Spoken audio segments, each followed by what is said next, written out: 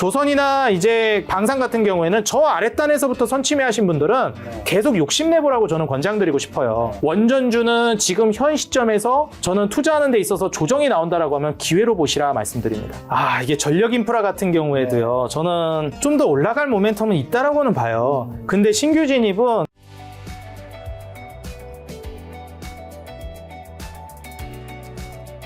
이제 올해 상반기에 굉장히 뜨겁게 달고 지금은 좀 조용히 있는 섹터, 한동안 조용한 조방원 섹터, 지금 어떻게 보면 약간 조정받고 있는 시기에 매수해도 되는 기회인지 아닌지 한번 여쭤보고 싶네요. 사실 이제 조방원은 제가 항상 많이 강조했던 포인트 중에 하나가 산업주기 사이클이 근본적으로 긴 산업이다라고 많이 말씀을 드렸어요. 그래서 보통 이제 주식 20, 30년 뭐 엄청 수십 년 하신 분들, 조선주 투자하셨던 분들은 학을 떼시는 분들 많습니다. 내가 그거 물려가지고 15년을 물려 있었다, 이런 분들도 계시거든요. 근데 반대급부로 올라갈 때도 진짜 10년, 15년을 올라가는 게 조선, 방산, 뭐 전력 인프라, 원전 이런 섹터거든요. 애초에 산업주기 사이클이 정말 길어요. 근데 또 떨어지기 시작하면 이제 정말 뭐 절망적이죠.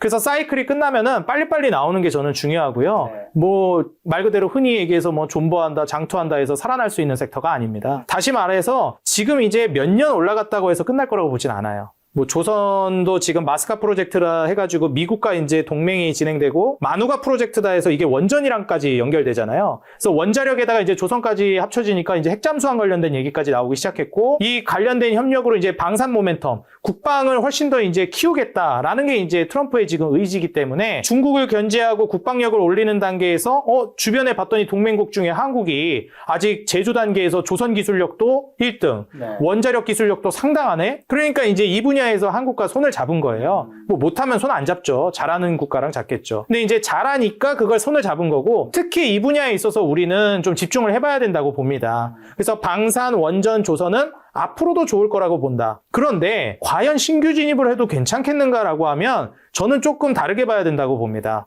조선이나 이제 그 방산 같은 경우에는 저 아랫단에서부터 선취매 하신 분들은 계속 욕심내보라고 저는 권장드리고 싶어요. 왜냐하면 그게 선취매한 분들의 특권이거든요.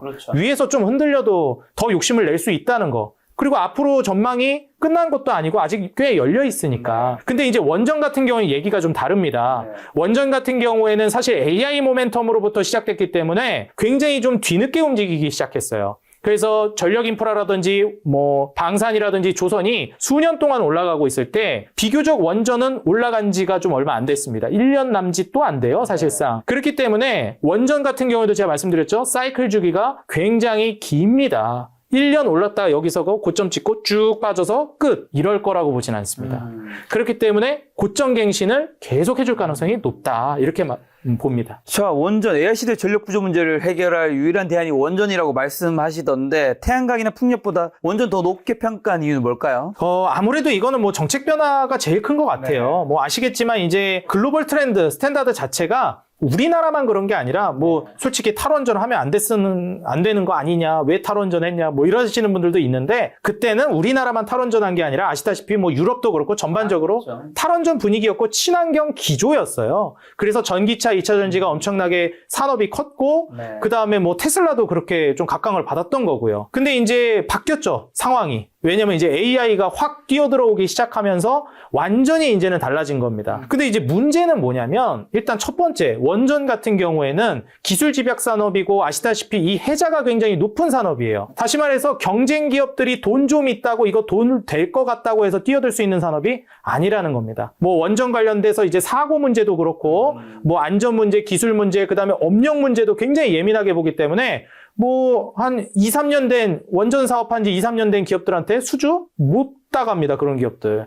그렇기 때문에 원전은 전형적으로 기존의 기업들이 계속 속된 말로 해먹는 구조입니다. 그렇기 때문에 사실 이제 경쟁 기업이 못 들어오는데 기존 기업들만 생산을 할 거란 말이에요. 근데 여기서 더 문제는 뭐냐면 그 기존 기업들마저도 탈원전 때문에 축소가 됐습니다, 원전이. 근데 문제는 뭐냐면 세상이 점점 발전할수록 전력 수요량이라든지 에너지 수요는 늘 수밖에 없어요. 이거는 자연스러운 현상이잖아요. 근데 그거를 빨리 친환경으로 바꾸자라고 했던 도입이 한번 있었던 것 뿐인데 AI가 이제 들어오기 시작하면서 어떻게 되냐면, 원래 점점 세상이 전자화되고 이러면서 에너지 수요량이 꾸준히 늘긴 하는데 AI라는 모멘텀을 만나면서 이렇게 늘던 게 이렇게 늘어버린 거예요. 근데 원전은 퇴보했죠. 수요는 이렇게 늘어버렸는데 공급은 뒤로 간 겁니다. 네.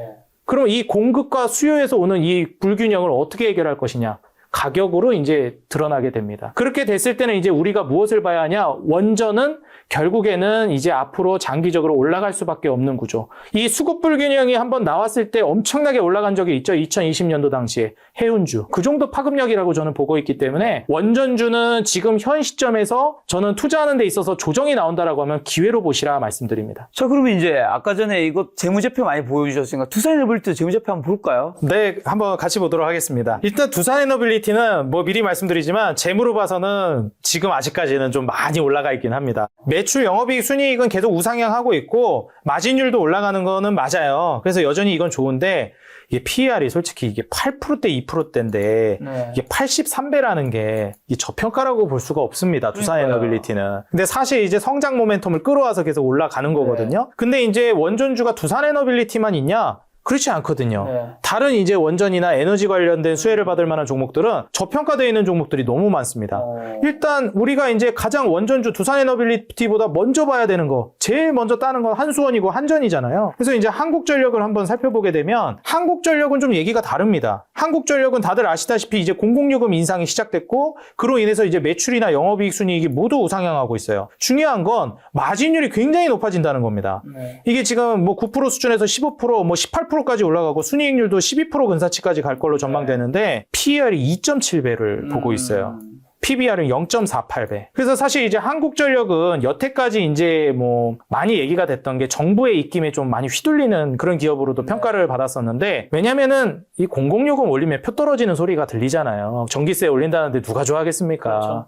그렇죠. 수도세 올리고 막 난방비 올라간다는데. 근데 이제는 그게 어려울 거라고 봐요. 왜냐하면은 사실 이렇게 진행이 되게 되면 상법 개정을 하고 주주 친화적으로 간다라고 했는데 여태까지 그거 진짜 주주들이 다 피해를 보고 있는 거였거든요. 그 정치인들이 어찌 보면은 내가 표 떨어질까봐 방어를 하고 공공요금을 막고 있으면은 한전 적자 보고 그럼 주주들은 무슨 죄예요? 사실 이거 말이 안 되는 구조였고 여태까지 이제 정상 궤도로 가고 있고 실제로 그게 유지되고 있습니다. 뭐 공공요금 인상을 잠깐 스탑을 하긴 했는데 인상을 스탑한 거지 내릴 일은 없다고 봅니다. 그래서 여기에서 이제 한국전력은 불안하게 봐야 되는 건 부채 비율이 너무 높습니다. 그래서 이자 비용 나가는 것도 막대했는데 아시다시피 이제 이익 구조가 완전히 바뀌어 나가고 있기 때문에 원전 모멘텀도 있지만 공공요금 인상도 있고 이러한 점을 고려해 봤을 때는 부채 비율이 기하급수적으로 줄어들어서 이 지점은 저는 좀 괜찮게 보셔도 될 것 같고요. 그리고 무엇보다 이제 공공요금 인상을 하잖아요. 그러면서 또 수혜를 받고 이럴 텐데 문제가 문제가 아니죠. 좀 이제 우리가 살펴봐야 되는 거는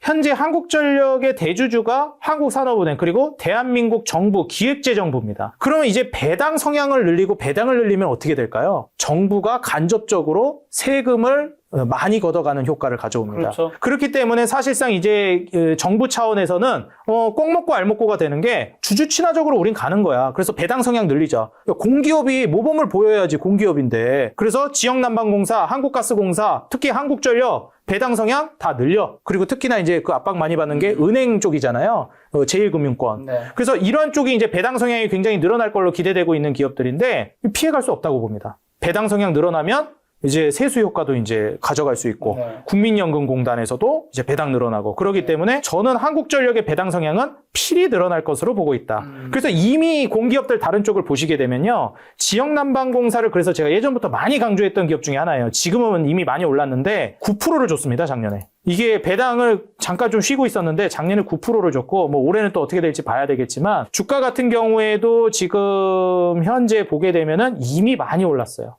그래서 저점 대비해서 굉장히 많이 올랐고 반면에 이제 한국가스공사는 예전에 그 대왕고래 프로젝트 얘기가 나오면서 한번 좀 테마로 엮이다 보니까 그렇죠. 급등하고 나서 그 실망감이 이제 떨어지고 나서부터는 잘 못 갔거든요. 근데 이제 외국인 보유 비중은 계속 늘어나고 있고 중요한 게 마찬가지로 배당 성향이 이제 늘어날 걸로 전망합니다. 이거를 이제 한 투자 지표에서 한번 보시게 되면요. 이제 그 디바이던스 이제 배당 쪽을 보시게 되면 이 배당 성향 자체가 원래 이제 한 25% 정도 나오고 작년에 11%였는데 이제 앞으로 이제 많이 바뀔 거로 보고 있어요. 그래서 이러한 지점을 좀 보시면 좋을 것 같고 그리고 지역난방공사 같은 경우에도 이제 배당 성향 같은 경우에 보시게 되면은 뭐 한 21% 정도 뭐 이게 사실 더 늘어나면 늘어났지 줄어들진 않을 거라고 봅니다. 이때 당시에 뭐 43%까지도 갔었기 때문에. 그래서 전체적인 이제 배당 금 자체가 이제 늘어나는 이런 구조로 저는 갈 거라고 보고 있고요. 한국전력을 보게 되면 실제로 이제 그 보통주 이제 배당 성향을 이제 보게 되면은 현재 4% 정도예요. 그러니까 이제 앞으로 이게 줄겠냐 떨어지겠냐를 보면은 늘어날 가능성이 훨씬 높다라고 보여집니다. 그래서 현재 한국전력 같은 이런 원전주도 있기 때문에 굳이 두산 에너빌리티만 볼 필요가 있겠는가? 두산 에너빌리티도 물론 좋고 올라갈 거라고 보지만 이렇게 저평가되어 있는 기업들도 있다라는 겁니다. 미국 빅테크 기업들이 또 원전 기업과 전력 공급 계약도 맺고 있는데 그럼 이것은 한국의 원전 기자재 기업들에게는 낙수 효과로 다 이어지는 건가요? 아무래도 이제 그 미국 뭐 엑스에너지라든지 뭐 각종 이제 뉴스케일 파워라든지 이런 쪽을 주축으로 해가지고 거기서 그냥 단독으로 한다기보다는 한국과 이제 좀 시너지를 내고 한수원 쪽이 지금 미국뿐만이 아니라 해외 기업들 그리고 국가 단위로 이제 계약을 체결하고 있잖아요. 그래서 체코라든지 두코바니 얘기가 많이 나오는데 여기에서 좀 우리가 봐야 될 거는 결국 미국 빅테크 쪽이랑 연결이 되고 말이 나오는 거는 어쩔 수 없이 이제 두산 에너빌리티입니다. 그래서 두산 에너빌리티 중심으로 한번 그러한 분야를 보신다라고 하면 좀 고평가되어 있더라도 성장 모멘텀을 보시고 한번 공략을 해보는 것도 나쁘지 않고요. 아니면 아예 내가 이제 그냥 에너지 분야로 가겠다라고 하면 이 GNC 에너지 같은 종목 같은 경우에도요. 이게 비상발전기 관련주거든요. 근데 이제 아시다시피 이제 전력 수요가 계속 부족할 거라고 저는 봐요. 그래서 데이터 센터에 이제 비상발전기는 필수로 같이 한 카테고리로 묶어서 이제 가는 거기 때문에 데이터 센터가 앞으로 증가하고 확장되면 될수록 비상발전기 수요는 같이 늘어납니다. 전력 인프라 늘어나는 거랑 똑같아요. 그래서 이제 원전 모멘텀이랑 GNC 에너지도 같이 갈 거라고 보는데 비상발전기 수요가 올라가게 되면서 지금 현재 저평가되어 있는 측면을 보게 되면은 GNC 에너지 같은 경우에도 매출 영업이익 순위 우상향하고 있고 마진율도 같이 우상향할 걸로 전망하고 있어요. 한국전력 정도는 아니지만 지금 현재 PER도 21%, 18%의 영업이익률과 순이익률 대비해서는 7.8배로 이제 PER이 저평가될 걸로 전망됩니다. 그래서 이런 점을 좀 고려해 보면은 이러한 쪽도 한번 눈을 돌려볼 수 있겠다 말씀을 드립니다. 또 1억이 있다면 원전주를 사라고 강조하시던데 지금 차트들 보니까 정말 좀 많이 오르긴 했잖아요. 그렇죠. 사실 뭐 두산 에너빌리티도 지금 한국 코스피 시총 10위 안에 뭐 6, 7, 2, 8위에 랭크되어 있는데 1위 10위 안에 있는 종목 중에서 제가 알기로 아마 영업이익이나 매출에도 제일 떨어질 텐데 굉장히 좀 부담되는 위치가 아닌가라는 생각도 듭니다. 아무래도 이제 두산 에너빌리티 중심으로도 그렇고 원전은 미래 이제 그 성장을 많이 땡겨오기는 했습니다. 그렇죠. 그래서 이러한 부분들을 좀 각오를 하고 가시려면 애초에 제가 이제 산업주기 사이클이 길다라고 말씀드렸잖아요. 장투를 고려하고 가셔야 하고 이제 조선이나 방산이나 이러한 섹터들도 애초에 이제 장투를 어느 정도 관점을 가지고 가셔야 되거든요. 그러셨어야 되고요. 근데 이제 원전 같은 경우에도 저는 이런 장기 투자 모멘텀으로 보셔야 된다라고 말씀드리는데 조선 같은 경우에도 제가 2019년 말에서 20년 초부터 이제 투자를 하시라고 많이 강조를 드렸었어요. 근데 이제 그때 당시에도 많이 얘기를 했지만은 이익 모멘텀이 막 두드러지는 단계는 아니었습니다. 그때 이제 현업에서 일하고 계시는 분들이 막 댓글 남겨주시고 그랬었는데 젊은 친구가 뭘 모른다. 내가 조선에서 직접 일하고 있는 사람인데 다 해고당하고 지금 정리해고당하고 난리도 아니다. 위축되고 있다. 말씀하시더라고요. 근데 뭐 항상 그렇잖아요. 뭐 그 구조조정하고 그럴 때가 항상 최바닥 아니겠습니까? 그러고 나서 또 이제 완전 전성기로 올라가기 때문에 저는 원전은 지수라든지 주가 조정이 나올 가능성은 꽤 있다라고 보기 때문에 현 시점에서 과감하게 이제 한 방에 들어가기보다는 어느 정도 기간을 길게 보시면서 매집해 나가는 전략을 권장드리고 싶습니다. 제 주변에도 뭐 조선 회사에 다니는 친구도 있고 두산 계열사 다니는 친구도 있는데 여기가 되게 많이 올랐잖아요. 그렇죠. 여기 다니는 친구들 자기네 회사 안 사더라고요. 그렇죠. 19년, 20년도 당시에 그때 분위기를 아시는 분들은 더 못 사셨겠죠, 아무래도. 근데 아무래도 사실 이게 트럼프 정권이기 때문에 조선주도 원전주도 오른 것도 있는데 트럼프 정권에서 이제 화석연료 원전을 주목하고 있으니까 이 정책적 수혜는 얼마나 지속될 거라 보시고 이게 또 사실 미국의 정권은 몇 년 지나면 또 바뀔 수 있잖아요. 그렇다면 이제 또 이런 원전 관련주들이 사실은 그로 인한 마이너스를 받을 수 있지 않을까. 맞습니다. 그것도 사실 이제 조선이나 뭐 방산 카테 특히 조선 쪽에서는 그런 일이 좀 있을 것 같아요. 근데 이제 원전 같은 경우에는 그럴 확률이 낮다라고 보는 이유가 원전은 아시다시피 이제 AI가 연결이 되어 있기 때문에 앞서 말씀드린 그 구조 불균형 이제 수요는 인구는 계속 늘어날 거고 그냥 늘어나는 게 아니라 급격히 늘어나고 있는데 이게 완전 초기 단계입니다. 다들 아시겠지만. 근데 이게 본격화되게 되면 그때부터는 이제 감당이 안 될 거거든요. 그런 단계로 봤을 때는 AI 성장 모멘텀과 이제 맞물리면서 가서 이제 미국의 대통령이 바뀐다든지 정책이 이제 좀 바뀐다든지 이런 것들과 무관하게 기술 발전과 연결되면서 원전은 좀 같이 가지 않을까. 특히 뭐 SMR 소형 모듈 원자력 같은 경우에 뭐 뉴스케일 파워 이런 쪽으로 연결되면서 계속 움직이기 때문에 원전 모멘텀은 미국의 이제 그 정치권과 무관하게 계속 장기적으로 보셔도 될 것 같습니다. 말씀하신 SMR 게임 체인저가 될 것이라고 하시던데 그럼 한국 기업의 기술력은 글로벌에서 어느 정도 수준인 거죠? 사실 뭐 제가 지금 현 시점에서 딱 기술력이 이 정도다라고 재단하기에는 제 지식 수준이 그 정도라고 좀 저는 스스로 판단하기는 좀 어렵지만 일단 기본적으로 어디에서 좀 요청이 왔느냐를 보면은 가장 정확할 것 같아요. 어찌됐건 이제 미국 입장에서 한국과 협력을 해야 되겠다라고 이제 얘기를 했는데 거기에서 콕 집은 게 첫 번째가 조선. 근데 이제 그 안에서 방산 카테고리가 연결된 걸 먼저 얘기했죠. 군함 카테고리. 그래서 이제 하나오션이라든지 HD현대그룹주가 먼저 갔고 그 다음에 이제 얘기한 것이 이제 원자력 부분 핵잠수함으로 이제 얘기를 했기 때문에 제가 보기에는 미국 입장에서 먼저 손을 내밀었다라는 거, 협력을 요청했다라는 것은 미국 입장에서 이제 동맹국들이 많이 있지만 원자력과 그 다음에 조선 방산 분야에서는 한국과 협력을 해야 되겠다. 이러한 이제 어찌 보면은 입장을 표명했다라는 것 자체가 기술력을 그래도 우리가 믿고 갈 만한 수준이다라고 말씀드리고 싶습니다. 자, 전력기기 섹터도 굉장히 많이 올랐었죠. 근데 이제 좀 조정을 많이 겪고 있던데 이제 상승 끝났다고 봐야 되나요? 이게 전력 인프라 같은 경우에도요. 저는 좀 더 올라갈 모멘텀은 있다라고는 봐요. 근데 신규 진입은 너무 좀 위험하지 않나. 많이 올랐죠. 네, 개인적으로 좀 생각은 합니다. 효성중공업, 헬레, 일렉트로닉, LS 일렉트로닉. 맞습니다. 이제 효성중공업 같은 경우에도 사실 이제 전력 인프라가 효성중공업보다 저는 HD 현대일렉부터 보셔야 된다라고 말씀을 드리는데 왜냐하면 이게 먼저 가장 많이 오랜 기간 동안 올랐거든요. 그래서 지금이야 보면 이때 뭐 그냥 저평가되어 있는 구간가처럼 보이잖아요. 뭐 예를 들면 지금 뭐 이렇게 보면 2024년부터 주가 올라간 것처럼 보여요. 근데 이제 아시겠지만 이때로 이제 확장해서 보게 되면 엄밀히 따져서 올라가기 시작한 건 2020년부터입니다. 그래서 2020년부터 이때 뭐 한 10,000원 언저리 하던 주가가 이제는 100만 원으로 갔어요. 그러니까 100배가 간 건데 물론 뭐 그만큼 수주도 있고 뭐 올라간 것도 있지만 제가 이제 장기 사이클을 가져가는 업종이라고 말씀드렸잖아요. 벌써 5년 동안 올랐습니다. 그러니까 뭐 10년을 본다라고 하면 더 갈 수도 있지 않냐라고 뭐 말씀하시면 할 말은 없겠지만 5년 동안 이렇게 100배를 올랐다라는 것은 뭐 여기서 뭐 몇백 배를 뭐 해야 되겠습니까? 그렇죠. 그래서 신규 진입은 이제 안 간다라는 건 아니에요. 왜냐면 앞서서도 말씀드렸지만 이 전력 인프라도 저 아랫단에서 매수하신 분들은 특권입니다. 저는 지금 매도하는 거 권장드리고 싶지 않아요. 근데 신규 진입은 좀 말리고 싶다. 이렇게 말씀드립니다. 자, 그리고 AI 발전에서 전력과 데이터 센터가 당연히 핵심이 될 수밖에 없는데 뭐 전선 구리 관련주도 주의 깊게 봐야 될까요? 구리 쪽은 저는 움직임이 좀 나올 거라고 봐요. 예, 이제 상품 차트를 최근에 이제 우리가 살펴보게 되면 요즘에 뭐 금 가격도 많이 올라간다. 그리고 또 유가는 트럼프가 많이 잡아주고 있기는 해요.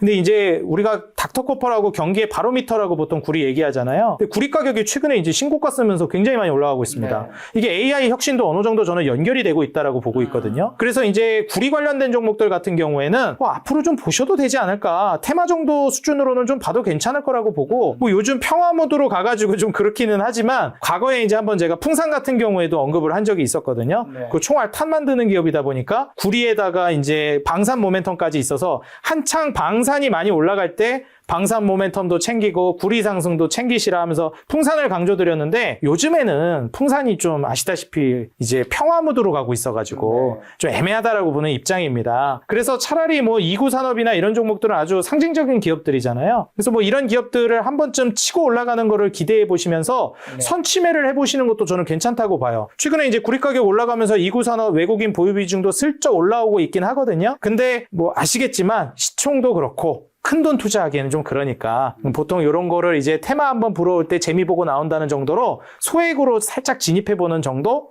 저는 뭐 해보셔도 좋을 것 같습니다.